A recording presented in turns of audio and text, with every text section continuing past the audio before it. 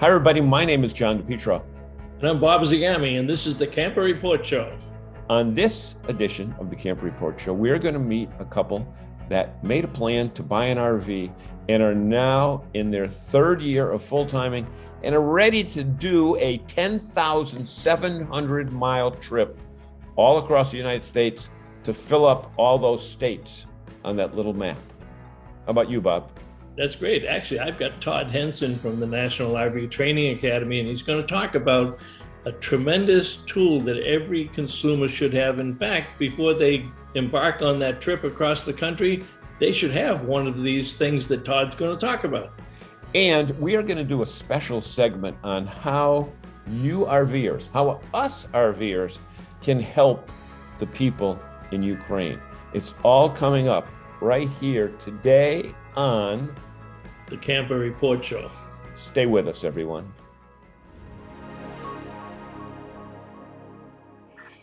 Hey, everybody, it's John DePietro along with Bob Zagami, and we have a special guest, Caroline, one of our associates here at RV Life. And you know, folks, this is the time of the show when we talk about all the news of the week. And Bob and I talk about, you know, more RV sales than ever before, new exciting places to go in your RV. But we thought we would stop our normal activity and just talk about a topic that is a worldwide topic. And it's a topic, it's not about RVing, but it's about RVers. And RVers are always the first group of people that will lend their hand, lend their voice, lend their pocketbook to a charity that is worthwhile.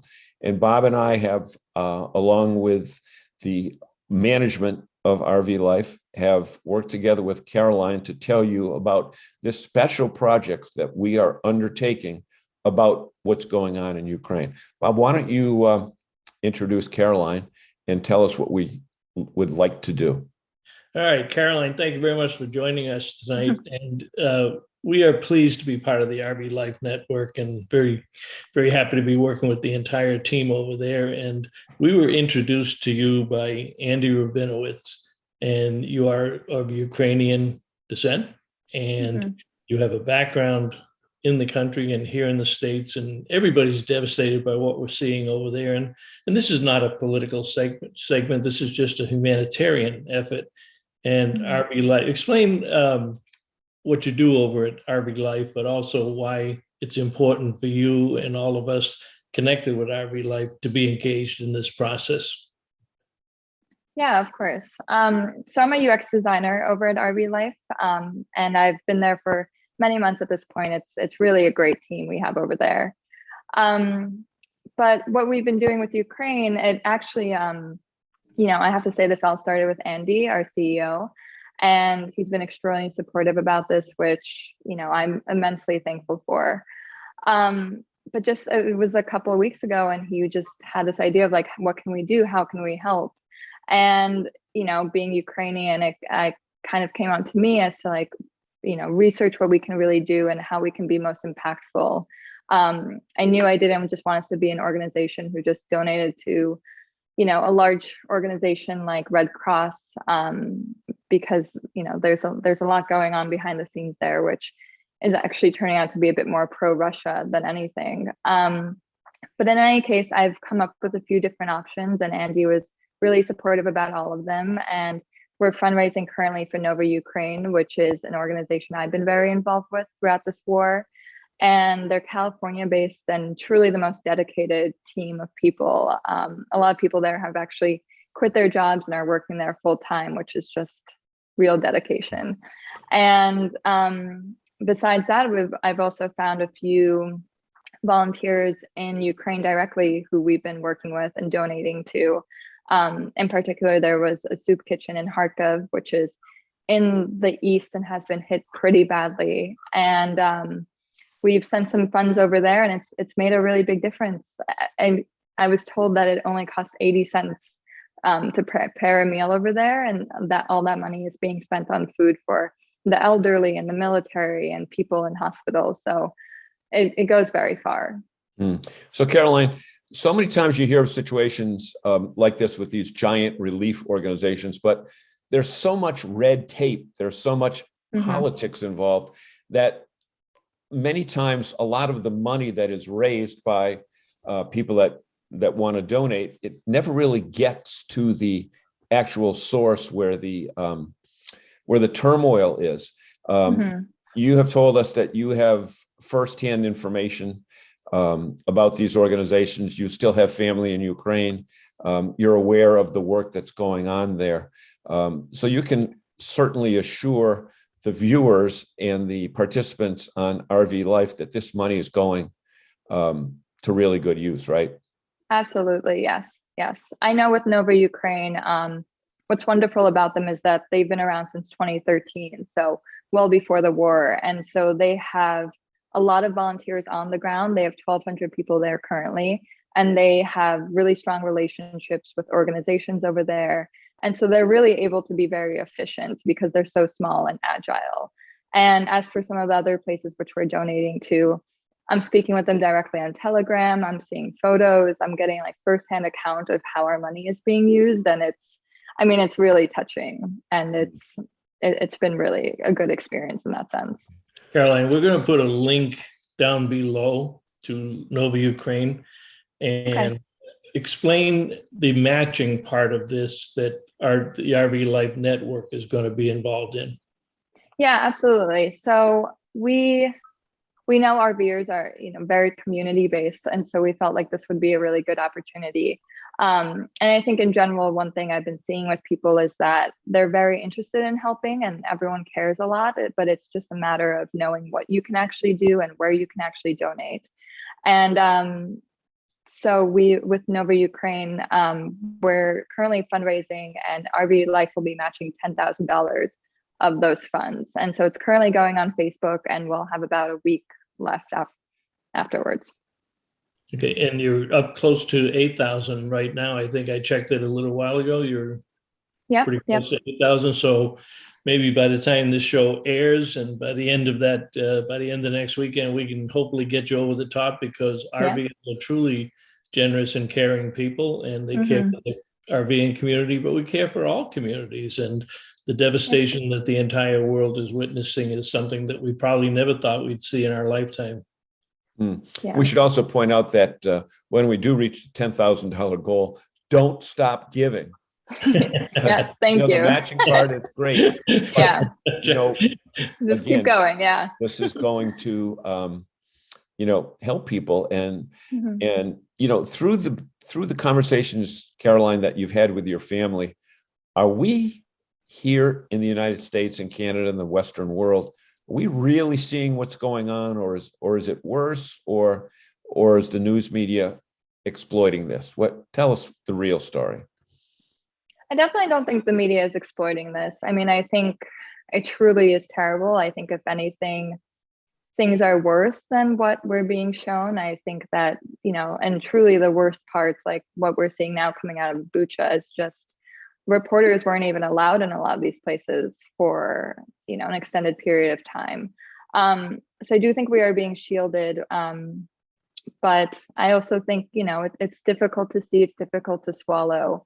So I think, in a sense, we don't need to see exactly how terrible it all is, but it really, it's just heartbreaking. Like my heart has been broken since February 24th. It is truly unbelievable. And I think what's more unbelievable is that we're not seeing more support from the world community. Some people are doing some things, but this is genocide. It's war crimes. They're killing people in the streets, and too many people are sitting back and doing nothing about it. So I congratulate. But here's our opportunity. Andy and the RV Life Network for jumping in and doing their part. Let's show the world that RVers are a caring, sharing group. And right down below in the dialogue down below this YouTube video, you will have the links that will take you directly to the organizations that you suggest. Caroline, thank you so much for taking the time. Yeah, thank you so much for having me. Thanks, Bob, Caroline. final thoughts?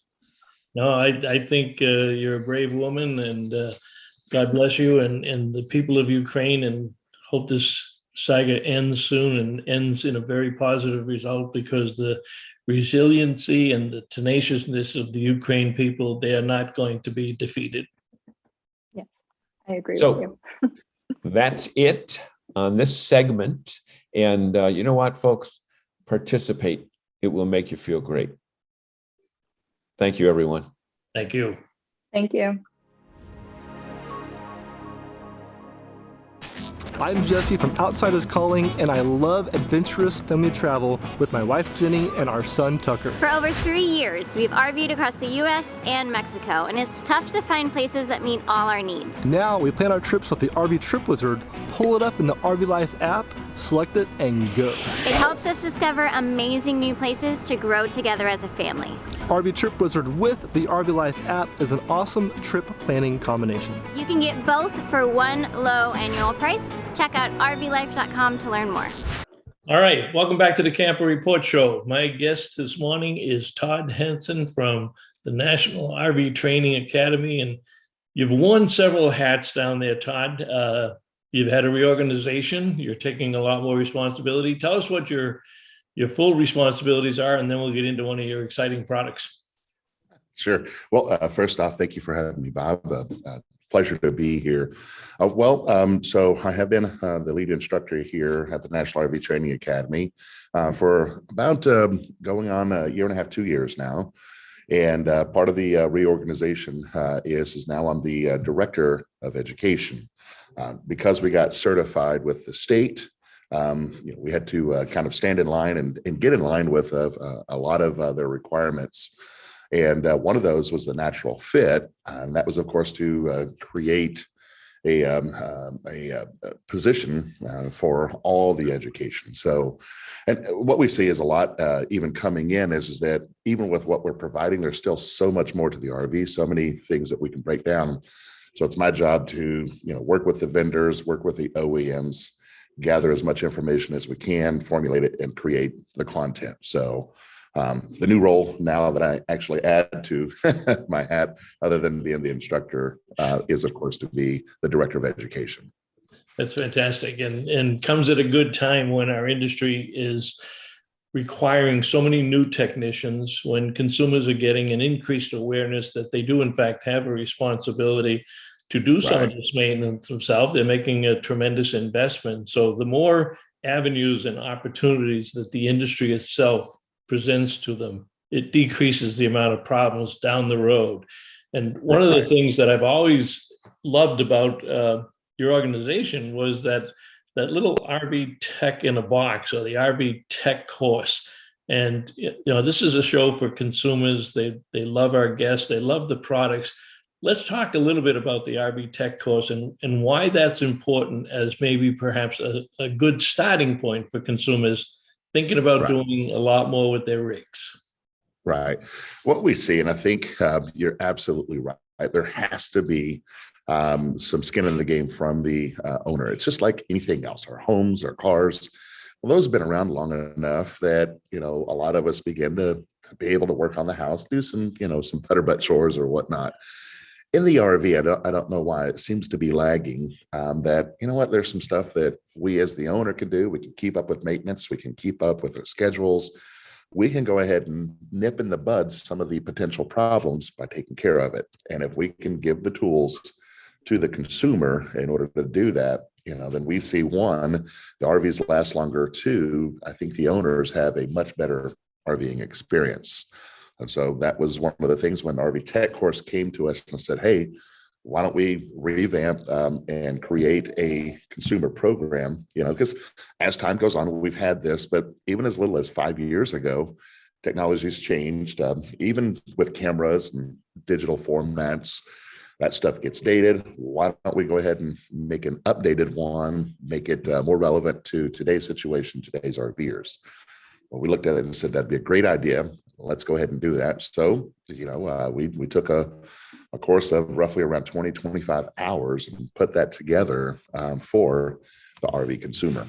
Well, when you look at it and you look at the industry and you being on the education side, for the longest time, we didn't have a dramatic shift in technology.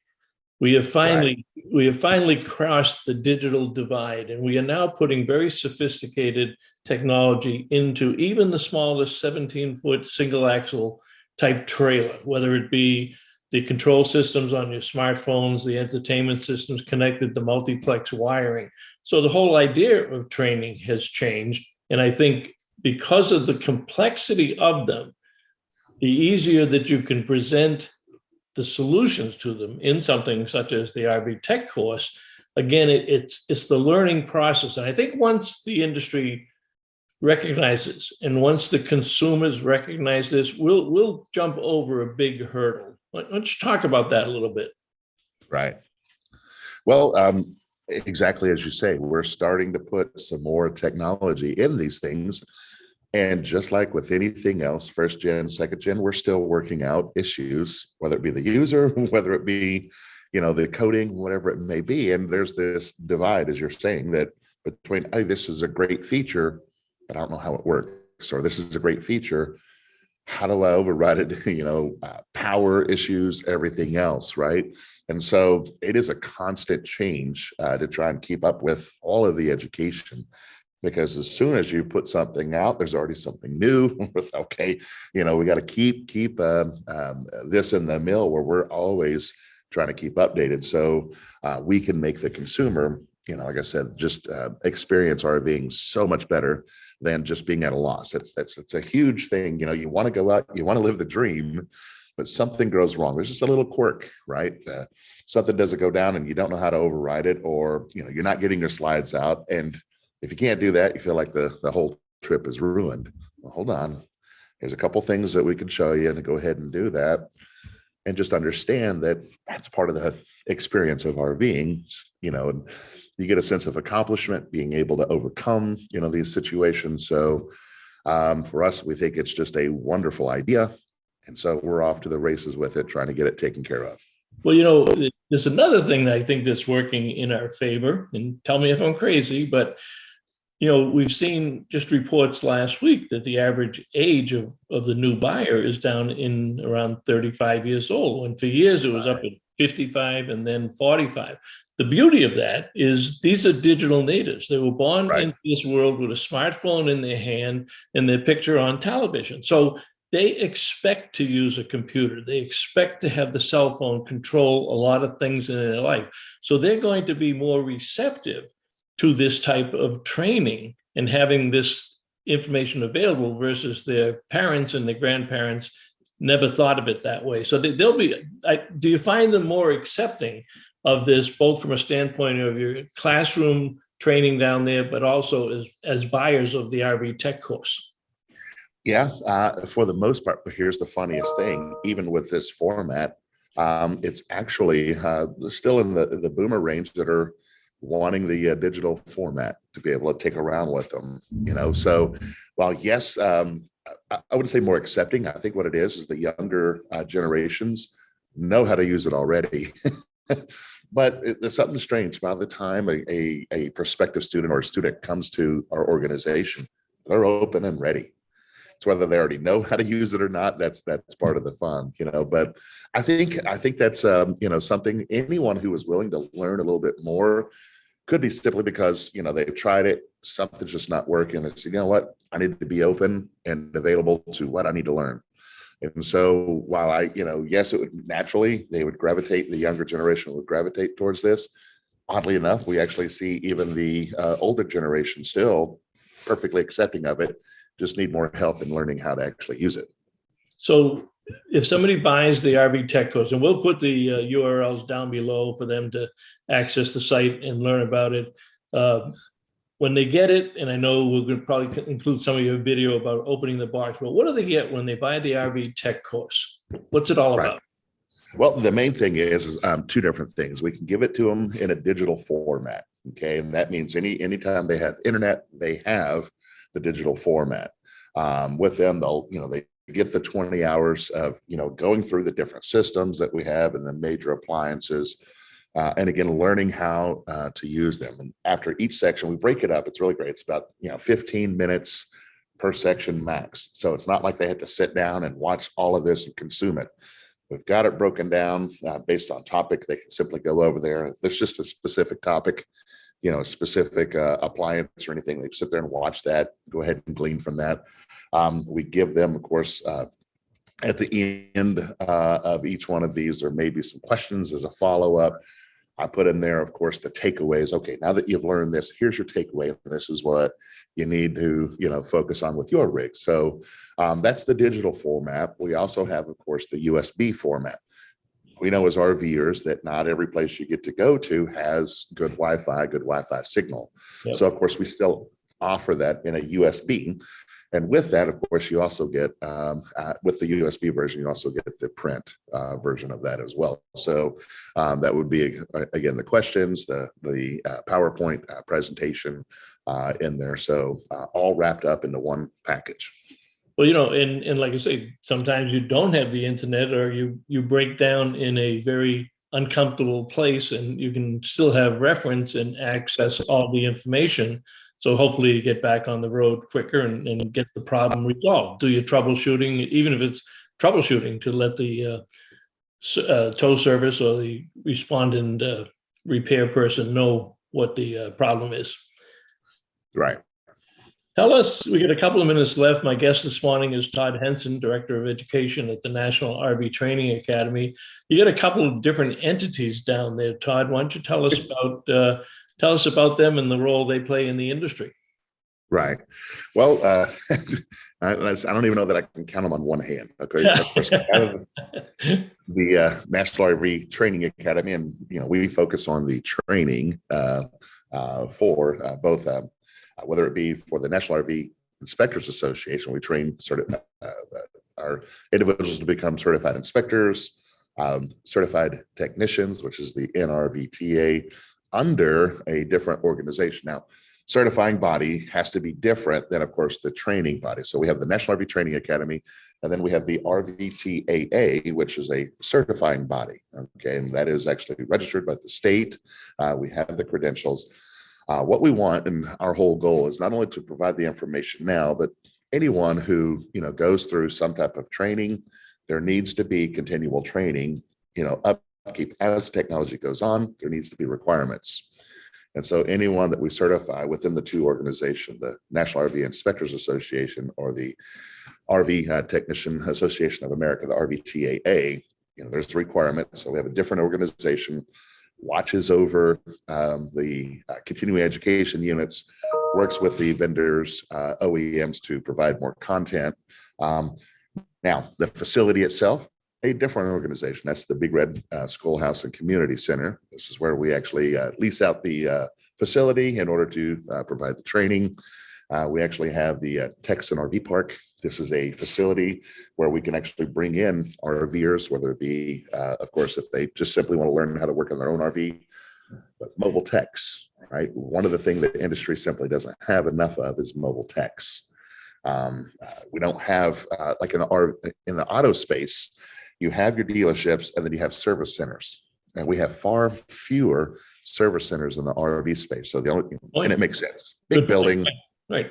A heck of a lot of stuff. So taking an opportunity to take a technician and have them actually go to the individual just seems to be a wonderful fit for the space. So of course we have the park that actually takes care of that. So several different organizations that we have all under one roof just to make this work out. That's amazing. And we'll put all of those URLs down there for people to follow up with you or with the organization on any of the programs that they want. I want to thank you very much for taking time. I know you got to get out to the classroom and start your teaching and training. So thank you for taking time for the Camper Report Show this morning. And there's Todd Henson, Director of Education at NRVTA. Todd, thanks very much. Thank you, sir. Thank you, Bob. Mike here from RV Blogger. Don't waste hundreds of dollars on an external GPS for your RV. All you need to do is download the RV Life app right onto your phone. This app is so cool. It has RV GPS built right into it. So you can load all the specific measurements and weights for your RV. It'll give you directions safe for your RV to follow. And by the way, if you have RV Trip Wizard, directions for your trips upload into this GPS automatically. Hey everybody, it's John DePietro. Welcome back to the Camper Report Show. And you know, for the last couple of years, you've seen more and more people embark on an RVing. I don't know if you want to call it a career. I mean, a lot of people have hit the road in their RV when they found out they didn't have to trek it back and forth to the office anymore. I'm sure the Long Island Railroad didn't like that. The Metro North Railroad didn't like that. And the MBTA didn't like that, and all the other metro areas. But you know what? Prior to that, there were people that were starting to become accustomed to the RV lifestyle that really had never been involved with it before. And some even took a chance to throw it all away, leave it all behind and hit the road full time. And we are talking to one of those couples right now. We are talking to Eric and Jean Anderson and their special guest. Tell us what your special guest name is. Yeah, this is Hershey. Hershey Pop. Affectionately nicknamed Hershey Pop. Yeah, Yep. That's how he's known throughout the social media world. It's the only dog I know that has a first and a last name. Yeah. So whatever. So why don't we begin by giving us a little bit about your background, where you're from, what part of the country you're from, what you did for work, and in 10 seconds, tell us what got you onto this crazy RV living situation. Okay. I'm from Long Island and I'm a registered nurse. And yeah, that's basically what I left behind. Grew up in Long Island and became a registered nurse actually later in life. I was like 47 when I started, and been in the medical field though for about 25 years. So that's how, where I am. Yep. Yep. And I'd been in the human resources field for 32 years. I was originally from Vermont and moved down to Long Island, met Jeannie, and worked in healthcare human resources for the majority of my career as well. And we had never done any RVing before. We'd done a little tent camping before, and I'd done a lot of tent camping back in Vermont, but we'd never even set foot in an RV, I don't think. Yeah. So about five years or so ago, my boss one night, we were having a particularly stressful day, and she said to me at the end of the day, said, "Eric, we should just buy one of those big motor homes and just get out of here and drive across the country." And leave your respective families behind? Yeah, I think she meant that too. Yeah. As when I got home that night, I told Jeannie it, and we had a laugh over it.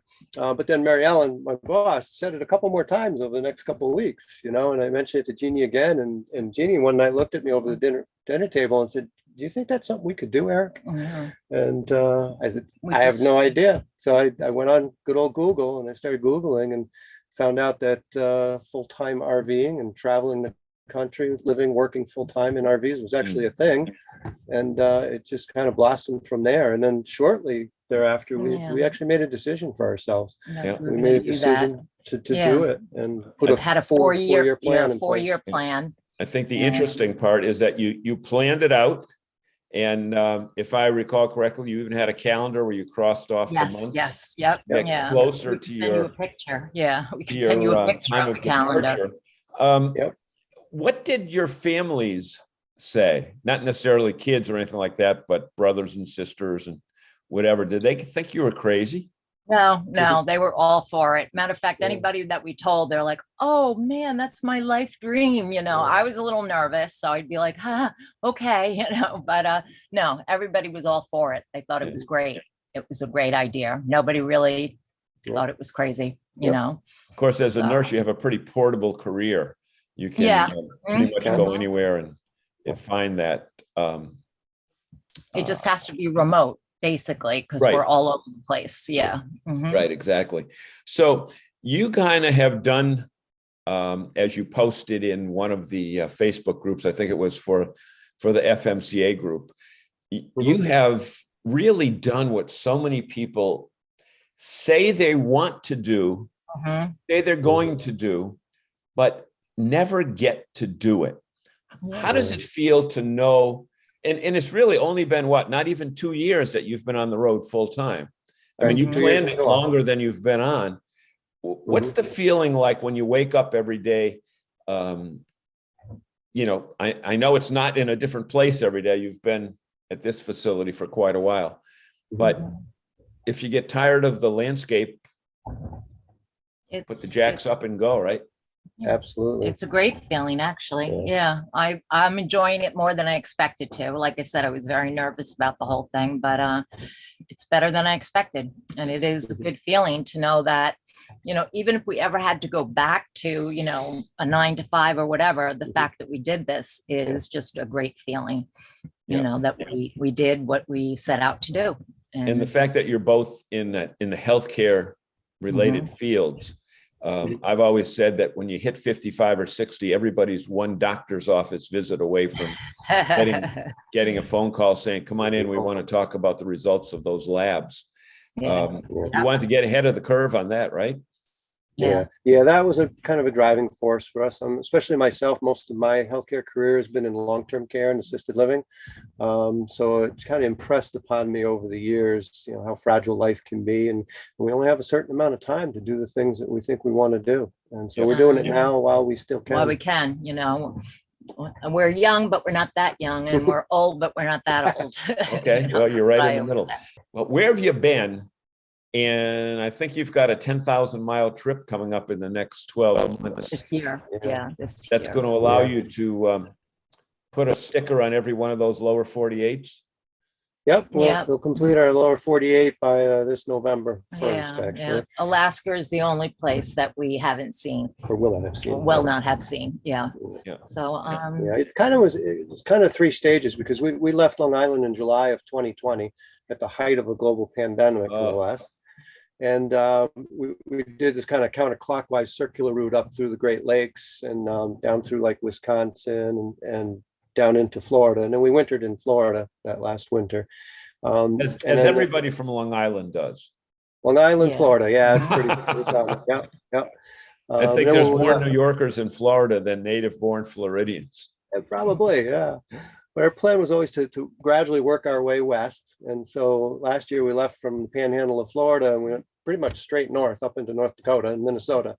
And then again, did kind of a counterclockwise, kind of a goofy route that came back down through Colorado and then back up into Montana, Wyoming, and Idaho, and then down through Yellowstone, Grand Teton, and then spent a lot of time in New Mexico, Western Texas, and then finally got our way into Arizona, where we spent quite a few months here, the majority of the winter. we spent this winter in Arizona. Yeah. Now, was that specifically done in order to route yourself through as many states as possible in the shortest period of time?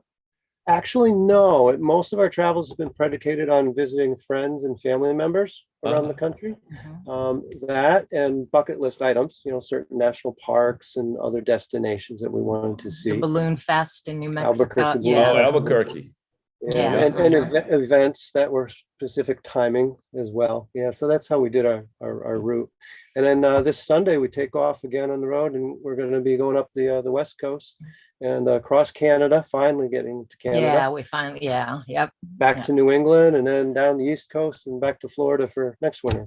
Yep. Okay, and I saw that on the map. We'll put that map up here. Regrets.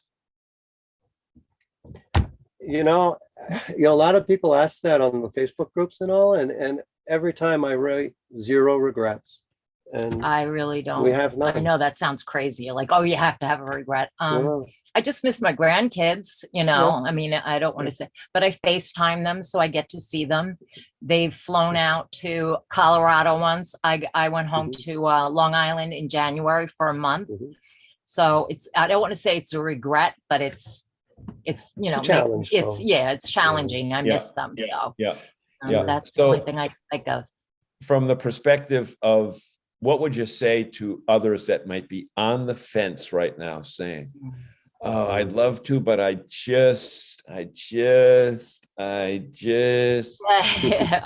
do it. Yeah. I would say, Murphy, I just gave somebody this advice earlier today, is to ask a lot of questions and do a lot of research, like on the Facebook groups and the forums and all, YouTube. So do as much research as you can, to get an idea of really what the lifestyle is like. And if it feels even close to being something that will be successful for you and that you like, take a deep breath, plan it out, and then jump into it and just do it. We would have liked to have done this a long time sooner. Yeah, but we had to, he's a planner. And I'm glad he is, because I would not like it if it was like, oh, well, let's see if we'll get a spot. I need to know that where I'm going to sleep tonight. Let's see. So I'm glad he's the planner. Yeah. So no pressure there. I have to find a place for us to sleep 365 nights to the year. Yeah. He's at this very good job. Very good job.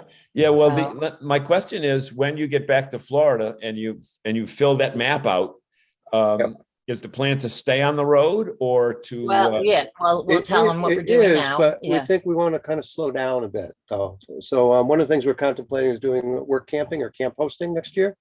Where we might spend a whole season, maybe a 3 or 4 month period of time in one particular area, maybe camp hosting at a state park or volunteering in a national park, that type of thing, and then just really immerse ourselves and explore a particular region. We'll tell them what we're doing. Well, yeah, I hadn't planned to announce it, but okay. Oh, all right. Well, so here it is, folks, ladies and gentlemen. Here it is. I said it, so all right. I'm sorry. We're in the Yuma, Arizona area here now the past 2 months, and we're really smitten with it and the people here, and in particular the Palms RV Resort, where we have been. Beautiful. This Friday we actually close on a deeded RV lot here. Yeah. So that was a big decision for us. So we'll have a lot here in Arizona, in Yuma, and it's someplace that we know we'll always be able to come back to. The weather here is amazing. You won't feel homeless. Yeah. No. Well, we've never felt homeless though, because we have our home with us wherever we go. Yeah. Maybe cliche, but it's very true. We have our home. But a home base maybe. So and we can keep our RV right on our lot. We will always have our RV. So in spring and summer, we can just go off, do what we want to do, but the winter will be probably here. And the weather's phenomenal. And you have a YouTube page at which you've captured some of your experiences, right? Well, actually, no, we haven't really done any YouTubing. I'm primarily Facebook and a little bit. Oh, you know what? It was an interview that somebody else did. Somebody else did. If people want to get a hold of you, how can they find you on social media? Yeah. Well, where I'm primarily active is in Facebook. And so it's Eric Anderson in Facebook. There's a lot of Eric Andersons out there, so I suppose it's Eric Anderson and ERIK, right? ERIK, right? Okay. Well, we will post that up, and we want to thank you so much for sharing time with us today. I know we had a whirlwind. I saw your post this morning, I think at 5 a.m., which would have been 2 a.m. your time. I said, hey, this guy's interesting, and this family is interesting, and the dog is interesting. Let's get the dog back up there. Come on.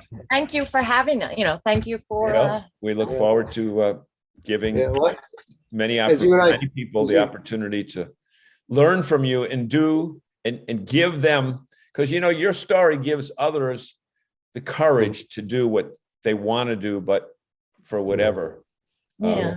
No, that's such an important point, because it did take for us, because it was scary. Leaving well-established careers, leaving our employer-paid health insurance, a home, a house that we love.